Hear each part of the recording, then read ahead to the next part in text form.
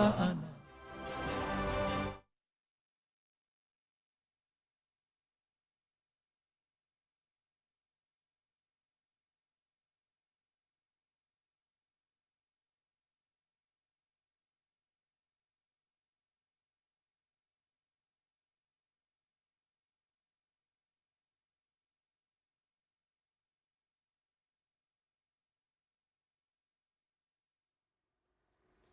Hello and welcome to the debate. I'm your host Maqbool with you at PTV World. In today's show, we're going to be taking a look at two top stories. The first is going to be the current political situation in Pakistan and, of course, what is going to be the way forward in light of the earlier decision by the federal government that was announced by the information minister, saying that there are going to be moves towards banning Pakistan Tehreek-e-Insaf, something that has now been taken towards a different stance, saying that the federal government will be taking a look at this decision in consultation with its leadership and its allies. And this is, of course, something that the Deputy Prime Minister and the Foreign Minister Dar has spoken about and had said that this will be done so only after consultation with the leadership and its allies.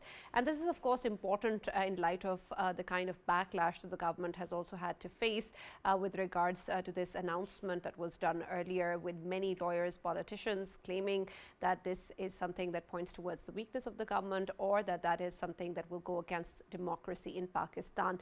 And while, of course, we take a look at what is going to be the reaction of such a decision, it still remains to be seen whether or not the government is going to go ahead with it. There are also news coming in from within the party as well, with sources also claiming that there might be different ways that the party leaders are thinking along these lines, and there might be different views of whether or not the government should be moving towards a banning of the political party. At the same time, of course, there is also discussion around Article 17 of the Constitution and what it holds for the federal government in terms of the action that it can possibly take, and of course what constitutes a political party in light of course what has happened with regards to the PTI, particularly May 9th riots and other actions. And so we're going to be taking a look at what this means, especially for the political temperature in Pakistan, and how exactly will that be curtailed given the kind of divides that we are seeing across different political parties. And so that is going to be our focus in the first segment of the show today. Our next one is going to be taking a look at what is going on in the US. Of course, with elections coming up later this year, there is a lot of concern with regards to how these elections are going to pan out, with the rising temperatures in the political arena of the United States as well, and especially after the alleged assassination attempt against the former president, Mr. Donald Trump. What we're seeing, of course, is going to be interesting in terms of what exactly will be the way forward for both the candidates, with many also talking about the Democrat candidate Joe Biden as well, with regards to how his performance had been earlier in the debate, and many also pointing towards his age as being a cause of concern. In a recent interview, he has clarified that he has no plans of stepping down unless, of course, there is a particular doctor that can come up with a specific prescription of what's wrong with him. And so we're going to be taking a look at what this means in terms of the news circulating around perhaps a new candidate being pointed out from the Democrats, something that still hasn't been seen. And then, of course, the way that things are going for the Republican candidate Donald Trump as well, with reference to, of course, the aftermath of his surviving the assassination attempt and whether or not he'll be able to garner what many are calling sympathy votes. That's going to be our focus in the second segment of the show today. For this and more, as always, in the studios, I've been joined by senior analysts Farrukh K.Pitafi and Raja Faisal. And for our first segment, we've also been joined by Dr. Niaz Murtaza, who's a political analyst, and Muneeb, Qadir, a legal expert. Thank you very much, gentlemen, for joining us and being a part of the discussion. And I'm going to start with you, Muneeb, with reference to what has been going on and in terms of what we've been seeing as the government's actions with regards to Pakistan Tehreek-e-Insaf. And of course, many are linking this with the Supreme Court verdict also that came about last week. And while, of course, we now see a different stance coming in from the federal government, given the fact that they're claiming that this is going to be only done in consultation with the leadership and, of course, other allies of the political party, what exactly do you make both of this particular nuance of the political party and, of course, the claim that PTI is a political party and the powers that it holds with reference to what the Supreme Court has decided, and what then the government has options in terms of Article 17, many that are of course discussing that, something that does bind the government to go to the Supreme Court anyway. So in terms of what possibly can happen while we wait for the decision to come out? Can you give us some light as to what options are there for the government? I'd like to say that the Information Minister Tala Tarar's press conference, which he did 2 days ago, and in which he announced his party's intention to ban PTI in accordance with Article 17 of the Constitution, just appeared to be a knee-jerk reaction to the Supreme Court verdict in the reserve seats case. And I call it a knee-jerk reaction because I remember that even last year there were similar attempts by PMLN at banning PTI, and that had become a whole topic. Could PTI be banned? And now here we are again. Now the thing is that the reasons behind this ban or attempt to ban PTI, which have been cited, include 9th May 2023 foreign funding case, US lobbying. I mean, the lobbying that PTI has been carrying out in America's power corridors, and the resolution which the US Congress has passed, which has been termed by the current government as very anti-Pakistan, in its approach and its tone. So now, first of all, is the party violative of Article 6? Has it committed treason of the kind that Article 6 talks about? Because Article 6 deals with abrogating the Constitution, suspending the Constitution. With regards to that, it is suspicious and it's very suspect that you are lobbying in America or that you are receiving foreign funding, but that is not literally speaking or even, in its essence, necessarily suspension or abrogation of the Constitution. But arguably, yes, what happened on 9th May 2023, the violence that took place at the hands of PTI members, something that even PTI cannot deny.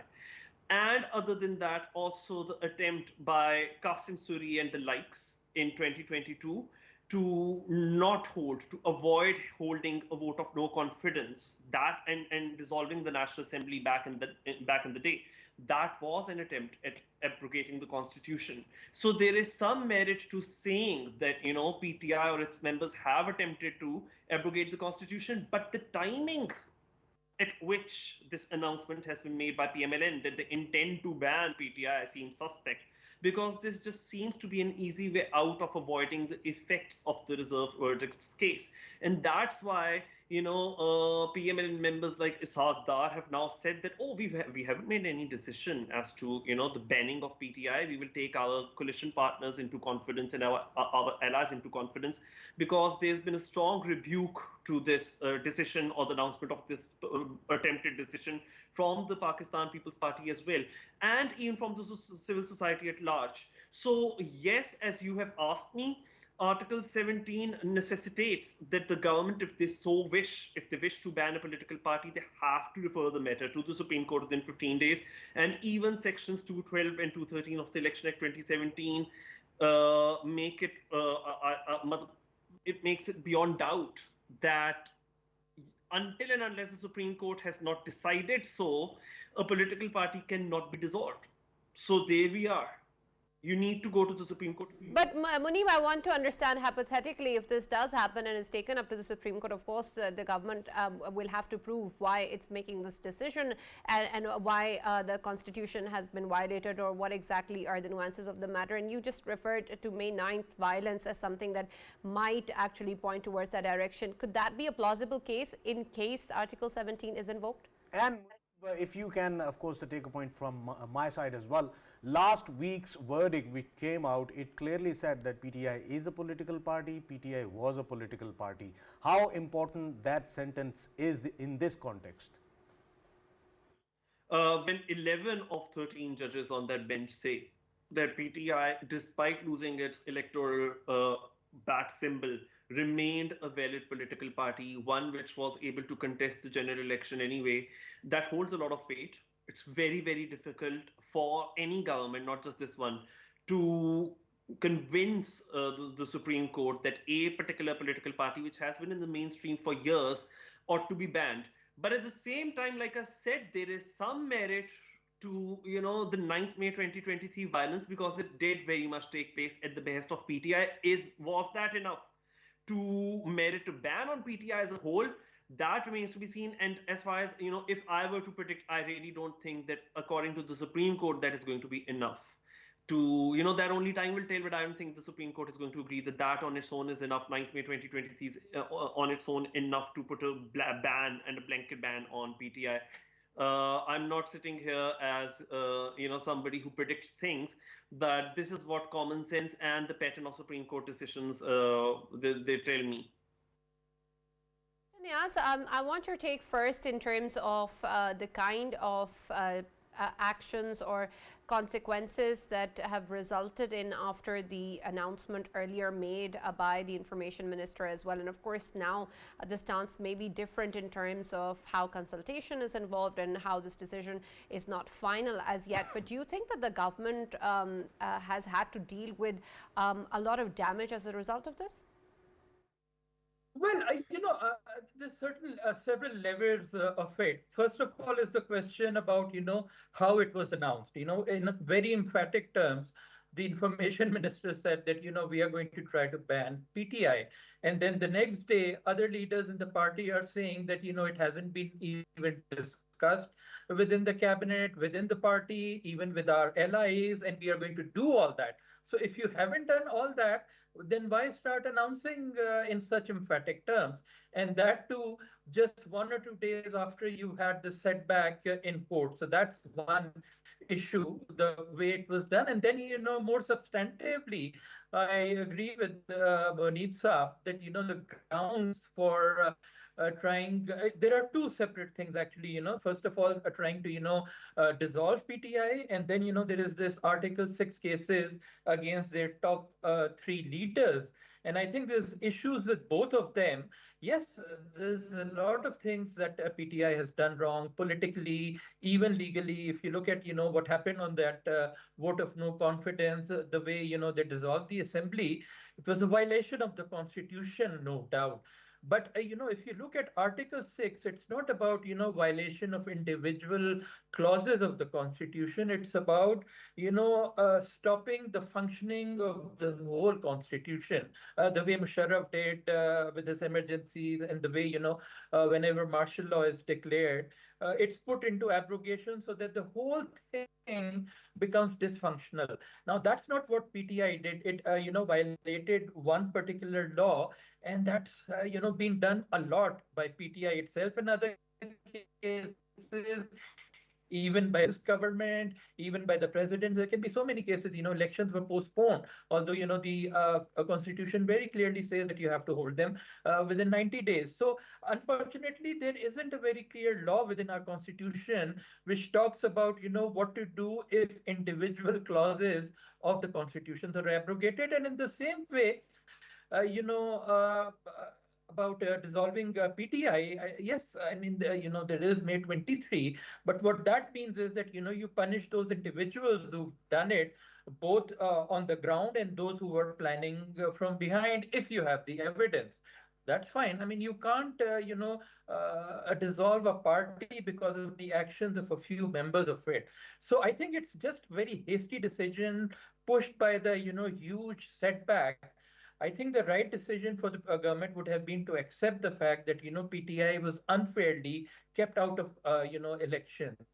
11 judges are saying that, including the author of the 13th January verdict, on the basis of which the ECP kept PTI out.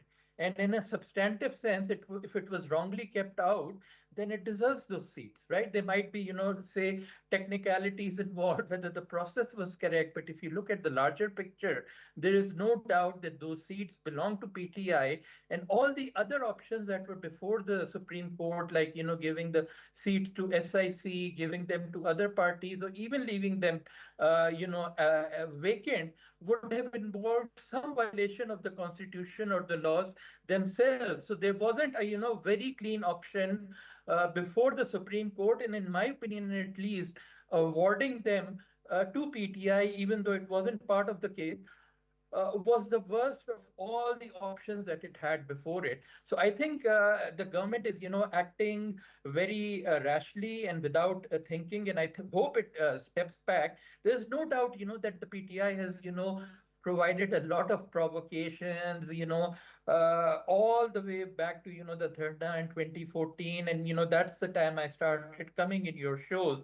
And Farrukh may remember, how much I used to criticize PTI and then, all the things that it did when it was in power. But, none of that justifies, returning in kind to PTI in the same way. So I hope the government will step back. The PTI will step back. It's important that it should be willing to, hold dialogue with all the other parties. It has no high moral ground. It's as bad as the other parties when it comes to things like corruption, to, incompetence, bad policies, bad performance. So it should come down from its high horse and, start dealing with the other political parties and try to resolve the huge impasse. Things are getting just worse and worse, and we don't know what's going to happen in the future. I also want your take on the reports coming in on drifts within the PMLN as well, with, of course, also in this announcement being made and then a different statement being coming out, and then, of course, what Mr. Nawaz Sharif is thinking and what Mr. Shehbaz Sharif is thinking. Do you believe that there are rifts within the party? And one more thing, if we talk about this particular issue of banning PTI, of course, People's Party is quite important as well. Though they are not part of the cabinet, but of course they have the constitutional positions within the government.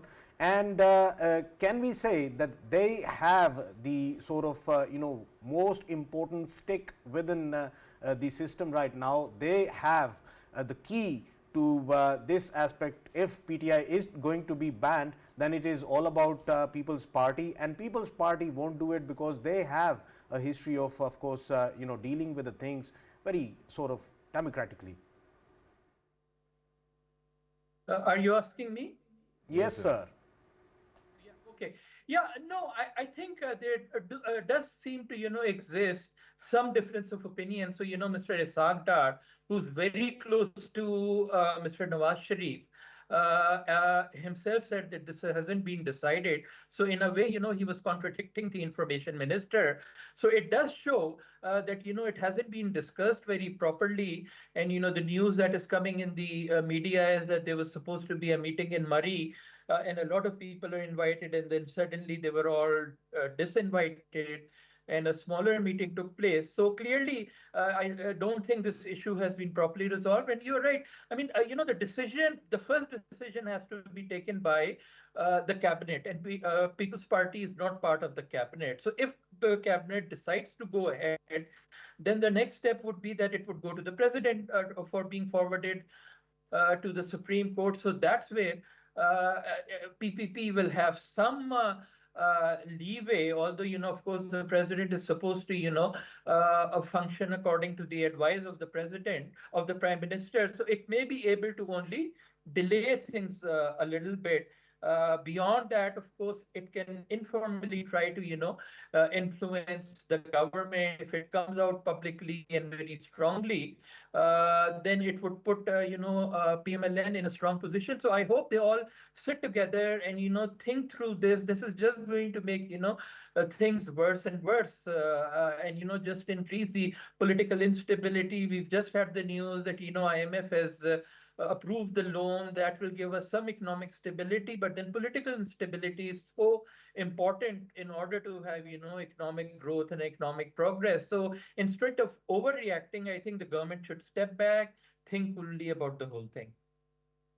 And Farrukh, while of course we were discussing what the aftermath of earlier announcements have been, and then of course what the government stance is now, in light of the kind of reactions that we've seen, do you think that the government will actually not go through with this decision, or do you think that there are actual plans underway of making this happen in consultation with the leadership and the allies? Right. Thank you very much for the questions, Sana, and I'm going to answer that. But before that, I wanted to actually comment on what Dr. Niaz said, and let it be a testimonial. As an anchor on PTV, usually it is our job to be kind of steering the discussion in favor of governments.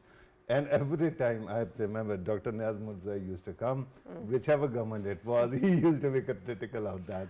So I mean, I was present in many of your programs as well when Dr. Niaz was there. Yeah, but it was great fun also. I mean, every time I learned a lot. So thank you very much, Dr. Saab, for your candid attitude.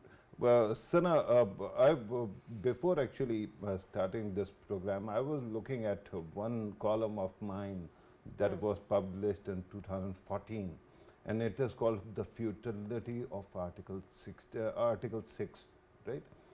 And what is it about? That since the whole idea was conceived, nobody has been successfully tried in the case. It has been a source of division in the society. At that time, I believe General Musharraf was being subjected to similar kind of prosecution. And the biggest problem was that while we were fighting a war against terrorism, at that time it felt like the country is trying to fracture itself because there was so much polarization. So my humble submission is that regardless of why you try to enact or try to actually invoke Article 6, and I think there is a lot of ground, particularly the way Assembly was dismissed during a vote of confidence, and the way the Supreme Court actually gave a verdict against that decision. That would actually qualify that decision at least to be tried under Article 6, and of course then the former president also, his name also comes in. But with due respect, historically it has never been done, and I don't think that it will be possible now, especially when the heat is so hot, so much, there's so much heat.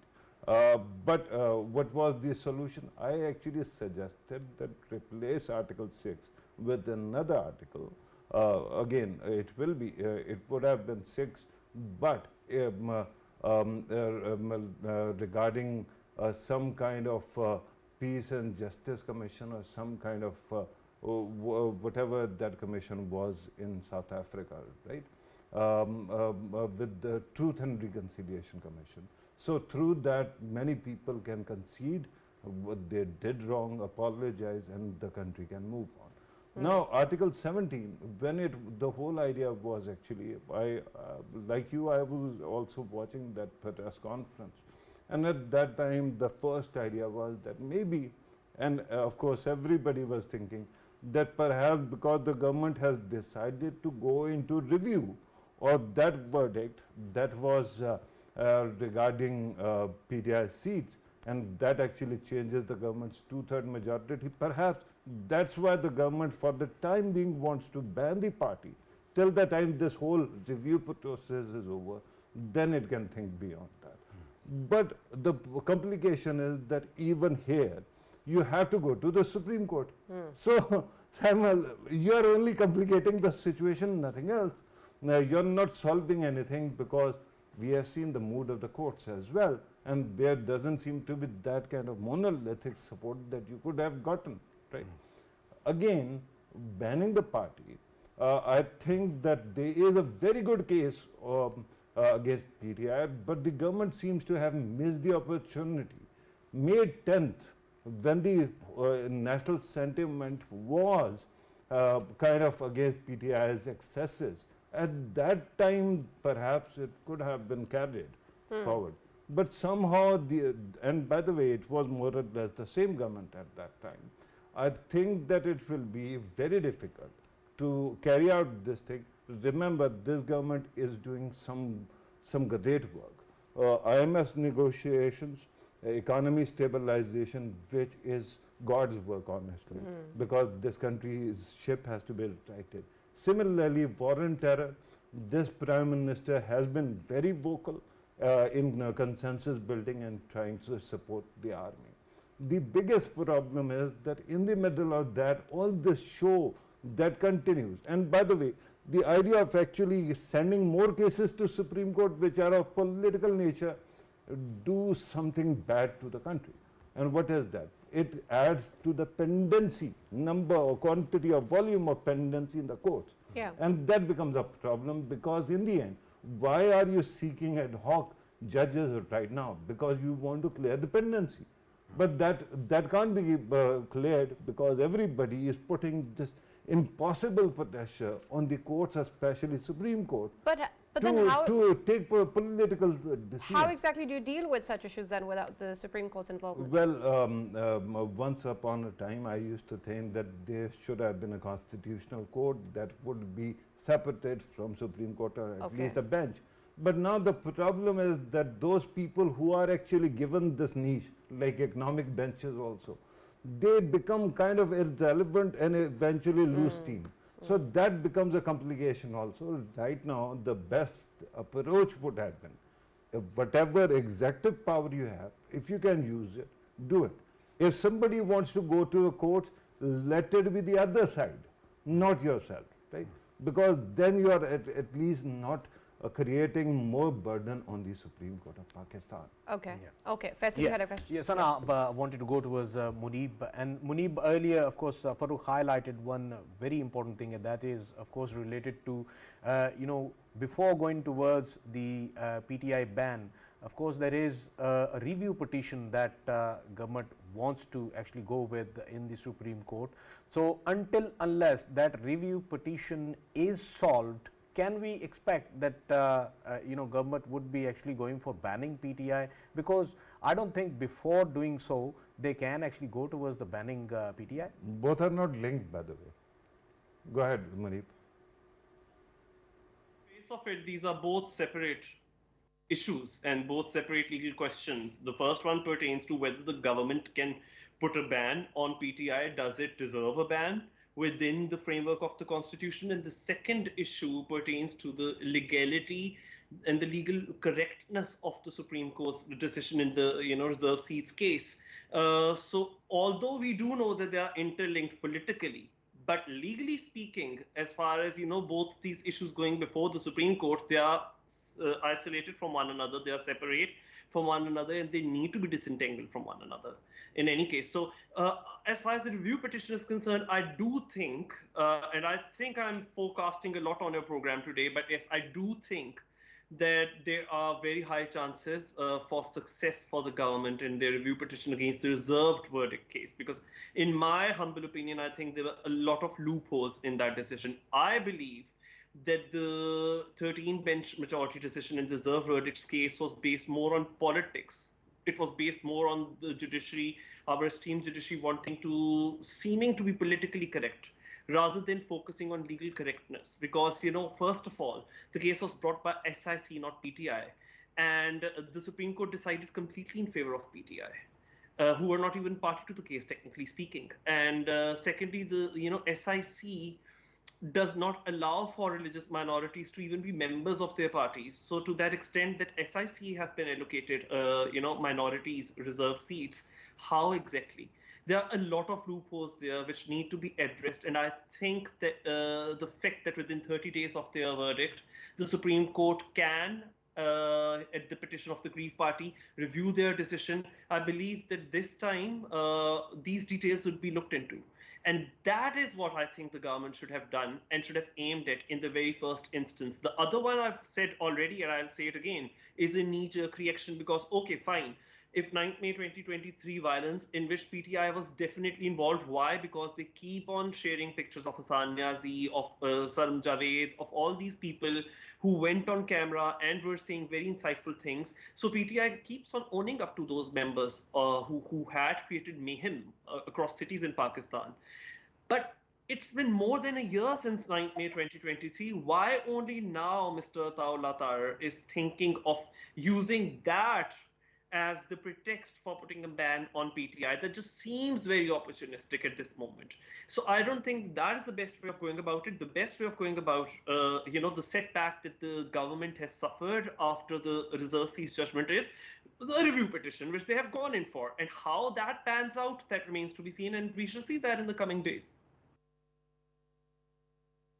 On the fact that while we of course talk about the timing and the impact and the optics of it, or what it seems like, given the fact that any action is being taken or might be taken by the government a year after a certain incident has taken place, does that in any way harm their case? Are they not legally allowed to do that even if a year has passed? You're asking me? Yes. Yeah. legally they can go. I don't believe that there is any limitation to it, because the argument of the government is that there's a whole pattern to PTI's behavior, which is, if not just an abrogation of the constitution, overall entire state. If I were to buy into that argument, yes, you can. I mean, the Supreme Court is open for you. It's a matter of public interest. You can definitely go there. You can even raise 9th May 2023. I'm just saying that it just makes it very evident that the government raising alarm over the events of 9th May 2023 only a day after they suffered a setback in the Supreme Court just seems like political opportunism. But legally speaking, there is no bar to them raising that same issue in the courts all over again. That they can do. Rephrase that question for my convenience. Is there any statute of limitation that applies to such cases? Is there any limitation to the time that elapses after which you cannot open up these cases? Not in my view, not that I believe so, because the case here is that there's a pattern. The pattern is that you are lobbying IMF not to give loans to Pakistan where it needs them the most. You're trying to sabotage Pakistan's international deals, even Pakistan's GSP plus status with the European Union, and throw into the mix the events of 9th May. You see this whole series of events which show hostility to the interests of the state. Anything of that concern is not statute barred in terms of any limitation period whatsoever, if that is your case. So legally, they do have a point. Politically, although, it's very transparent what they're trying to get at. As whatever Muneeb has highlighted, I mean, while going through a particular word he has used, that is actually incitement to violence. And to me, I think wouldn't have been better for the government that rather than going for Article 6 for the people who were involved in it, they should have gone for incitement to violence. And if they would have gone for that, that would have been a lot easier for government to, of course, deal with it and get them done. I'm pretty much sure that around 7 years of, at least 7 years of imprisonment is in that case. And once that case goes through, then it would have been quite easier for the government to, of course, even ban the PTI, because it is, a party of leaders that incite violence. Just to qualify his point, Dr. Saab, when Faisal was saying that the government should have actually opted for incitement to violence, he meant the law that covers it, not inciting violence themselves. Yeah. Certainly, I think that would have been the right path. Whatever an individual did, whether it was arson, whether it was trespassing, whether it was assault, inciting violence, there are very clear, guidelines available for each of these crimes, and there is strong punishment for all of them. So that's what I would agree with, that if anybody, I don't know whether they have evidence against specific persons or not, but if they do, they should go through with those cases. And again, just because a few people of the party have, done all these things, there is still no justification for banning the party. It's about, punishing those people. You should ban a party if it's, its aims, political aims are illegal, if it's, acting on behalf of a foreign country, all that is fine. But, just because it's getting some money from, expat Pakistanis, I don't think that makes it a foreign aided or a foreign funded party that needs to be banned. Yes, certainly, confiscate the money that wasn't properly reported. All that is fine. So I think rather than taking very harsh and, very security driven views, it's better to, look at, things in a more holistic manner and make sure that, we don't damage the politics of Pakistan, because, political parties are an asset for Pakistan. We don't have too many political parties. If you decide to ban one which is so popular, that's going to have a huge impact on Pakistan's politics. So we should not be in a hurry in terms of, banning political parties. Look at the other measures that are available. Absolutely. Thank you very much, Dr. Niaz, Murtaza, and Mohammed Muneeb, Qadir, for joining us and being a part of the discussion today. Farrukh, you wanted to add something? Right, because you particularly asked whether the government is going to do it on its own or whether it is going to consult with the allies. I wanted to actually, I owe you an answer. And I think that the government will essentially, and that has been indicated, will have to consult its allies. And those allies, because it is a coalition government, it is usually thought to be their job to actually work as the moderating influence. Right, but my question was whether they would actually go ahead with it even after consultation. And the party has an emotional flank, as was pointed out earlier as well. So there's always a chance that this can also happen. But will that happen? My humble submission is that the Supreme Court verdict and before that people's verdict, the way numbers actually shaped up, have encouraged the rulers and the opposition, that is PTI, SIC, whatever you may call it, to negotiate, right? What happens? If even if the government and its allies lose 2/3 majority, that is inevitably the conclusion of this all, what happens? Whenever they have to make laws, they have to consult the opposition. So is consultation with the opposition a bad thing? It is not. And this is the beauty of democracy. So in the end, when you want to actually improve upon any situation, I think that even that verdict does not actually damage the government. It can be used to enhance its prestige and gains further support of the masses. Remember, in America, recently what happened, Donald Trump's situation. After that, President Biden was asked whether that bullseye comment was right or not. And he conceded that he made a mistake, right? With that kind of big-heartedness, what you get is more support, not less support. Absolutely. We're now going to focus on our next segment that takes a look at the developing political situation in the United States in light of the upcoming elections later this year. And we've spoken at length about what the developing situation means for both the candidates. And Faisal, we've talked about this before as well, and you're of the opinion that perhaps the Democrats are going to come up with another name that is not Joe Biden. But in a recent interview, Mr. Joe Biden has clarified that he has no plans of stepping down. Are you still adamant that there's going to be a change? Yeah, but Sana, obviously when we talk about the current situation, of course the debate previously before Trump got hit, nearly got hit by that bullet, the assassination attempt on Trump, before that everyone was only talking about the age factor and the kind of state through which of course President Biden is going through, and that was the main topic and everyone was talking about it.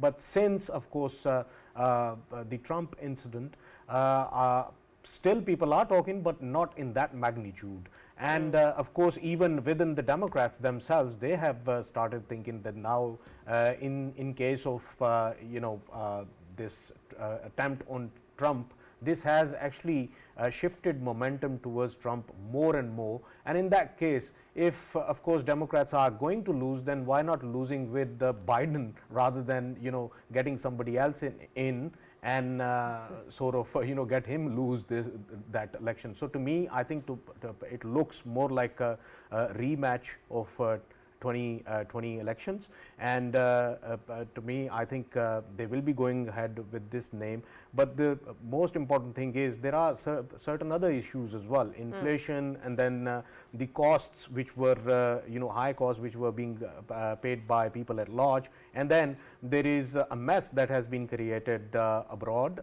in terms of Ukraine crisis and then Middle Eastern crisis, and owing to that fact, of course, we have been seeing, in recent times there were huge crowds coming out, mainly the students, and they have been, of course, calling out names.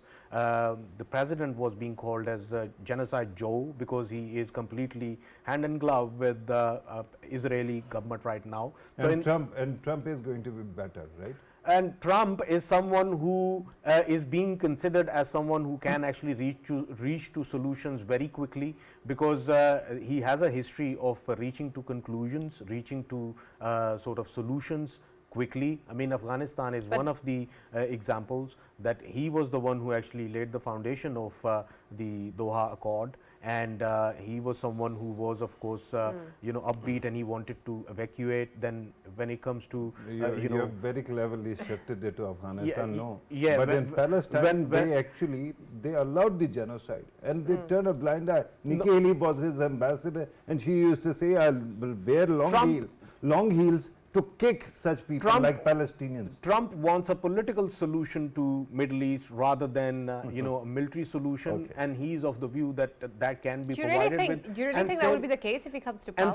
And yes, and same is the case with the Ukraine as well. We have been, of course, going through recent statements coming from Trump himself, in which he said that as soon as he gets to Oval Office, he will come up with a solution, and he will discuss it with President Putin of Russia.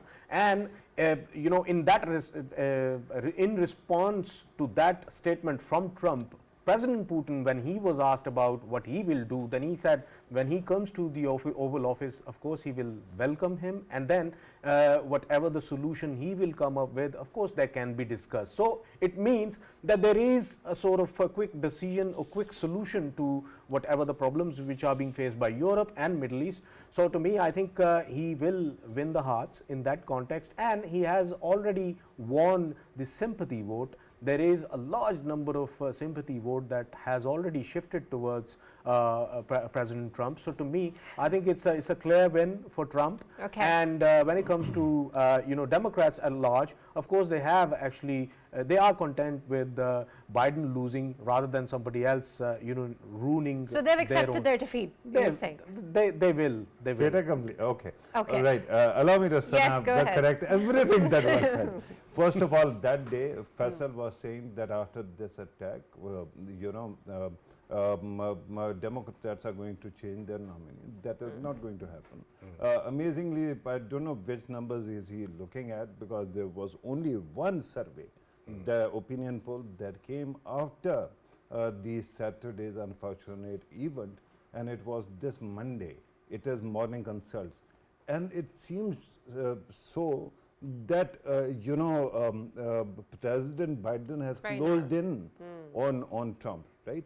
Earlier it was 46-44, now it is 46-45.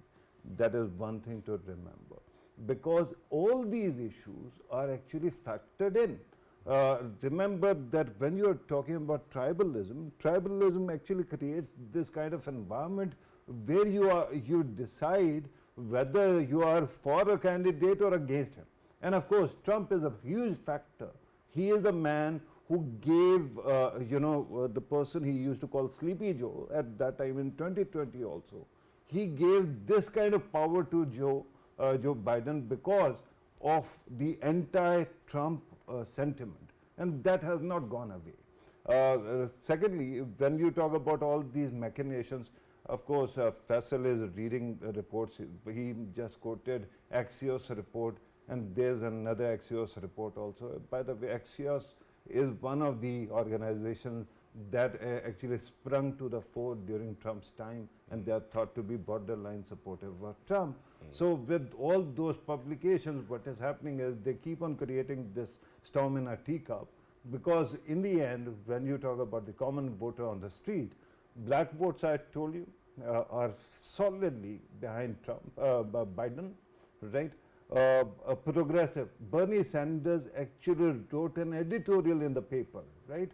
And supporting him. By the way, this report was Politico's, I'm sorry, the first one. Politico again is gone totally wacky. But with the black vote, Bernie Sanders actually supported Biden with that kind of a situation. And then there is overarching issue of the abortion issue, right? Because of that, women at such a great number are actually anti-Trump by default. So much so that when Trump was given the selection of candidates, one was a black candidate, right, for his whip, one was a woman, right? He realized instinctively that these are those demographics that he cannot automatically appeal to, and that's why he jettisoned that and went with J.D. Vance, who is a populist man, whose book is Hillbilly Elegy. If you haven't read the book is beautiful because it shows the American dream. And the movie is great also. I think Amy Adams should have deserved an Oscar at that time. I had goosebumps at that time. But with all that said and done, don't think that Biden is going to be replaced or Biden is going to lose, because the American nation is such that it is split right in the middle because of many things. J.D. Vance might actually be a good custodian of Trumpism, but he does not speak to the people who have ever been in liberal circles or in democratic or undecided segments. So in the end, what happens is that it is a toss-up. We are going to see what becomes of it after September debate, after if there is going to be a Kamala Harris and J.D. Vance dialogue, negotiation. And by the way, regarding Trump's this injury, one should actually point out that while there is sentiment, but we haven't seen that kind of January 6th kind of situation where people actually come out and are totally out of control. That tells you something. Of course, God forbid, had he been killed, the situation would have been totally mad, and God actually saved him because he wants to save America, I think. But apart from that, I don't think that all these people who are telling you one way or the other are being actually realistic about what America is, how America functions. Joe Scarborough is a great American anchor. He was a former politician. He does this MSNBC program called Morning Joe. He was right about Donald Trump in 2016. At that time, he was Donald Trump's favorite anchor. Then in 2020, he became Biden's favorite anchor. He still is, by the way. And he has actually spoken at length how silly Democrats are being. And I can tell you what exactly is going on. They are these two massive lobbies. And I'm not referring to any conspiracy theory. One, Israel, because it influences the hard right of America. They have influence, and then the Indian lobby also, thanks to Netanyahu, have found a space. They control many places, like CNN is now in their pocket. Do you know what happened? After Trump's assassination attempt, there were reports, and Mayorkas, the Homeland Security Secretary, actually come on television and said that they are active threats both at home and abroad. And he meant other things. But CNN has broken that it was Iran that might be behind it. Right. Right. With that kind of spin and with that kind of people taking over America's deep state, the problem is that you are not getting an honest image. And anybody who wants Joe Biden to just disappear is actually playing their game. Indians are angry because Joe Biden pulled out of Afghanistan, so are many intelligence operatives as well. Right. Israel is angry because Joe Biden actually sanctioned or reduced the number of weapons that were going to Israel in this situation. So they want to punish. These are people who actually keep, who are known for their madness. Right. So they are trying to manipulate the system. Yeah, Prasanna, J.D. Vance's wife, she's actually having a background, Indian background, so that's important. No, J.D. Vance's wife is a millennial, very smart woman, and please, not everyone is Nikki Haley. All right, that's all we have time for. Thank you very much, Farrukh. Thank you, Faisal, for joining us at the debate. That's all we have from the show. We'll now see you tomorrow.